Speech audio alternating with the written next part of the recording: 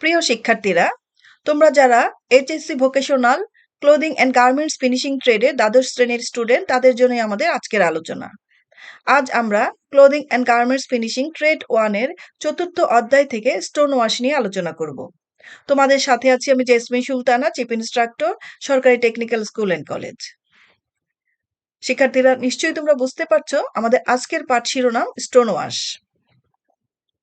আজকের ক্লাস শেষে তোমরা স্টোন ওয়াশের সংজ্ঞা বলতে পারবে, স্টোন ওয়াশে ব্যবহৃত স্টোন সম্পর্কে বলতে পারবে, স্টোন ওয়াশের প্রক্রিয়া বর্ণনা করতে পারবে। চলো প্রথমে আমরা জেনে নেই স্টোন ওয়াশ কি। স্টোন ওয়াশিং এমন একটি ওয়াশিং প্রক্রিয়া যা সদ্য ম্যানুফ্যাকচারিং হওয়া গার্মেন্টসকে জীর্ণ বা জরাজীর্ণ চেহারা দেওয়ার জন্য ব্যবহৃত হয়। অর্থাৎ ডেনিমের উপর বিবর্ণ বা ফেডিং ইফেক্ট আনার জন্য স্টোন ওয়াশ করা হয়। স্টোন ওয়াশ ক্যানভাস এবং ডেনিমের মতো কঠোর এবং অনমনীয় কাপড়ের সফটনেস এবং নমনীয়তা বাড়াতে সাহায্য করে। পোশাকের সাথে ওয়াশিং এর সময় ছোট ছোট স্টোন বা পাথরের টুকরা ব্যবহার করা হয়, এর জন্যই এ ধরনের ওয়াশিংকে স্টোন ওয়াশ বলা হয়। তোমরা ছবিতে লক্ষ্য করছো, এখানে দুটি প্যান্টের ছবি দেখানো হয়েছে। যে প্রথম প্যান্টটিতে বেশ গাঢ় একটা কালার আমরা দেখতে পাচ্ছি, যেটা ডাইং করার পরে এই ধরনের একটা কালার আসে, এবং এই গাঢ় কালারটিকে এবং হার্ড থাকে কাপড়টি, এই হার্ড কাপড়টিকে আরো সফট করার জন্য এবং এটা কালারটাকে ফেড করার জন্য সাধারণত স্টোন ওয়াশ করা হয়। তোমরা পাশের ছবিটিতে লক্ষ্য করছো, স্টোন ওয়াশের পরবর্তীতে যে ফেড যে কালারটি আসছে, এটা কিন্তু স্টোন ওয়াশেরই প্রভাবে এই কালারটি এসেছে। চলো এবার জেনে নেই স্টোন ওয়াশে ব্যবহৃত স্টোন সম্পর্কে। স্টোন ওয়াশিং এর ক্ষেত্রে যে স্টোনগুলো ব্যবহার করা হয় তার অধিকাংশই পিউমিক স্টোন, যার পৃষ্ঠ অসংখ্য ছিদ্রযুক্ত।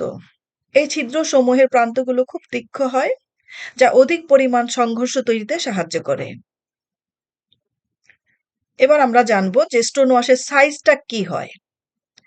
স্টোন ওয়াশের জন্য পিউমিক স্টোনের ব্যাস হয় 1 সেন্টিমিটার থেকে 7 সেন্টিমিটার, কিন্তু ফাইনার ডেনিম পেতে হলে স্টোনের ব্যাস 2 থেকে 3 সেন্টিমিটার হওয়া প্রয়োজন। তবে ডেনিমের স্বাভাবিক গুণাবলী পাওয়ার জন্য 3 থেকে 6 সেন্টিমিটার ব্যাস বিশিষ্ট পিউমিক স্টোন ব্যবহার করা হয়। তাহলে নিশ্চয়ই বুঝতে পারছো, যদি আমরা ডেনিমটিকে খুব বেশি সফট করতে চাই বা খুব বেশি ফেড করতে চাই, সেক্ষেত্রে স্টোনের ব্যাসটা হবে 2 থেকে 3 সেন্টিমিটার। কিন্তু স্টোনগুলো যদি স্বাভাবিক আহ, কিন্তু ডেনিমের গুণাবলী যদি আমরা স্বাভাবিক পেতে চাই, সেক্ষেত্রে এর ব্যাস হবে 3 থেকে 6 সেন্টিমিটার। শিক্ষার্থীরা, এবার আমরা স্টোন ওয়াশের প্রক্রিয়াটি নিয়ে আলোচনা করব। প্রথমে স্টোন ওয়াশের ফ্লোচার্টটি চলো দেখে নেই। ওয়াশিং এর ক্ষেত্রে প্রথমে আমাদের যে কাজটি করতে হয়, গার্মেন্টস বা পোশাককে ডিটারজেন্ট বা এনজাইম সহযোগে মেশিনে লোড করতে হয়, পাশাপাশি স্টোনগুলোকে লোড করতে হয়। লোড করার পরে সেটাকে ডিসাইজিং করা হয়। ডিসাইজিং বলতে বোঝায় যে কাপড়ের মধ্যে যে মাড় জাতীয় পদার্থটি থাকে সেটাকে মাড়মুক্ত করা। এরপরে রিনসিং করা হয়। রিনসিং বলতে আমরা বোঝাই কাপড়টিকে পুরোপুরি ধুয়ে পরিষ্কার করে ফেলা। রিনসিং এর পরে সেটাকে 30 থেকে 60 মিনিট ওয়াশিং করা হয়। ওয়াশিং এর পরে পুনরায় রিনসিং করা হয়। রিনসিং এর পরে সফেনিং করা হয়, অর্থাৎ পোশাকটিকে সফেনার এজেন্ট যোগ করে এটাকে নমনীয় করা হয়। এরপর সেটাকে এক্সট্রাক্টিং করা হয় এবং আনলোডিং বা মেশিন থেকে পোশাকটিকে বের করে আনা হয়। এবং পোশাকের সাথে যে ছোট ছোট স্টোন গুলো থাকে, সেই স্টোন গুলিকে এই পর্যায়ে অপসারণ করা হয় এবং সবশেষে পোশাকটিকে ড্রাইং করা হয়, অর্থাৎ শুকানো হয়। এবার চলো স্টোন ওয়াশের এই প্রক্রিয়াটিকে আমরা আরেকটু ডিটেলস ভাবে জেনে নেই। প্রথমে মেশিনে স্টোনগুলো লোড করা হয়, এরপর মেশিনে পোশাকগুলো লোড করা হয়। কালার ফেডিং এর মাত্রা স্টোন ও ফেব্রিকের ওজনের অনুপাতের উপর নির্ভর করে। স্বাভাবিক পরিস্থিতিতে ফেব্রিক ও পাথরের অনুপাত হয় 1:2 এবং 1:2 হলেই গার্মেন্টসে নিরপেক্ষ ফেডিং পাওয়া যায়। আলফা অ্যামাইলেজ এনজাইম ও ডিটারজেন্ট দিয়ে ডিসাইজ করা হয়। তো আমরা এর আগে জেনেছি যে পোশাকগুলোকে লোড করার পর সেটাকে ডিসাইজিং বা মাড়মুক্ত করা হয়, এবং এই ডিসাইজিং করার জন্য আমরা যে এনজাইমটি ব্যবহার করি সেটা হলো অ্যামাইলেজ এনজাইম, এবং পাশাপাশি আমরা ডিটারজেন্টও ব্যবহার করে থাকি। এক্ষেত্রে লিকারের অনুপাত হয় 5 থেকে 8:1। এরপর রিন্স করা হয়। রিন্স বলতে বোঝায় ধুয়ে পরিষ্কার করা। এরপর রিফিল এবং কাঙ্ক্ষিত প্রভাবের উপর নির্ভর করে ৩০ থেকে ৯০ মিনিট পাথর দিয়ে টাম্বল বা ছত্রভঙ্গ করা হয়। অর্থাৎ আমি কাপড়টিকে কতটুকু ফেড করব বা কতটুকু সফট করব তার উপর নির্ভর করছে আমি কতক্ষণ পাথর দিয়ে টাম্বল করব। এবং এই সময়ের যে ডিউরেশনটা সেটা হয় সাধারণত ৩০ থেকে ৯০ মিনিট। এরপরে ড্রেনিং করা হয়, অর্থাৎ মেশিন থেকে পানি অপসারণ করা হয়।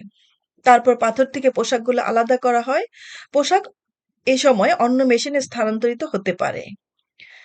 আবারও রিন্স করা হয়, অর্থাৎ ধুয়ে পরিষ্কার করা হয়। তারপর সফেনার প্রয়োগ করা হয়। অনেক সময় গার্মেন্টসগুলো সফেনিং এর জন্য অন্য মেশিনে ট্রান্সফার করা হয়। এরপর এক্সট্রাক্ট এবং আনলোড করা হয়। আনলোড করার পর পোশাকের সাথে যে স্টোন গুলো থাকে সেই স্টোন গুলো ডি-স্টোন করা হয়, অর্থাৎ স্টোন গুলোকে অপসারণ করা হয় এবং সবশেষে ড্রাইং করে দরকার হলে সেটাকে প্রেস করা হয়। শিক্ষার্থীরা, স্টোন ওয়াশ সম্পর্কে জানলাম। চলো আমরা এখন জেনে নেই স্টোন ওয়াশের উপকারিতা এবং অপকারিতা কি। প্রথমে আমরা জানবো স্টোন ওয়াশের উপকারিতাগুলো। স্টোন ওয়াশের পর গার্মেন্টস ওল্ড লুক অর্জন করে, যেটা অনেকেই খুব পছন্দ করে যে পুরনো একটা পোশাকটি পুরনো একটা লুক আসবে, এটা অনেকেরই পছন্দ হয়। এই ওল্ড লুক আনার জন্যই মূলত স্টোন ওয়াশ করা হয়। স্টোন ওয়াশের মাধ্যমে খুব সহজে পছন্দনীয় শেড পাওয়া যায়। অর্থাৎ আমি যদি খুব গাঢ় রং থেকে হালকা করতে চাই সেটাও পারবো। আরো খুব বেশি শেডটাকে যদি ফেড করতে চাই সেটাও আমি স্টোন ওয়াশের মাধ্যমে করতে পারবো। স্টোন ওয়াশ গার্মেন্টসকে অধিক ফ্যাশনেবল করে তোলে। আমরা স্টোন ওয়াশের উপকারিতা সম্পর্কে জানলাম। এবার চলো জেনে নেই স্টোন ওয়াশের অপকারিতাগুলো কি। ওয়াশিং মেশিনে ঘর্ষণের মাত্রা নিয়ন্ত্রণ করা খুব কঠিন হয়। ফেব্রিকে ঘর্ষণের মাত্রা বেশি হলে ফেব্রিকের কোয়ালিটিতে খারাপ প্রভাব ফেলে।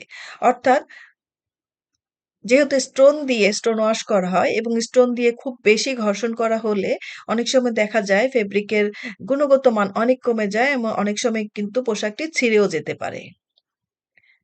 স্টোন ওয়াশে ব্যবহৃত পিউমিক স্টোন থেকে প্রচুর পরিমাণে দূষিত পানি নির্গত হয়, যা পরিবেশের জন্য খুবই ক্ষতিকর। প্রিয় শিক্ষার্থীরা, এতক্ষণ আমরা স্টোন ওয়াশ নিয়ে আলোচনা করলাম। আমার সাথে থাকার জন্য তোমাদেরকে অনেক ধন্যবাদ। আমার ক্লাস থেকে যদি তোমরা সামান্যতম উপকৃত হয়ে থাকো সেটাই আমার সার্থকতা। আমার ক্লাসটি ভালো লাগলে তোমরা আমার চ্যানেলটি সাবস্ক্রাইব করে দিবে। আমি আবারও নতুন কোনো ক্লাস নিয়ে তোমাদের সাথে আসবো। সেই পর্যন্ত সবাই ভালো থেকো, সুস্থ থেকো।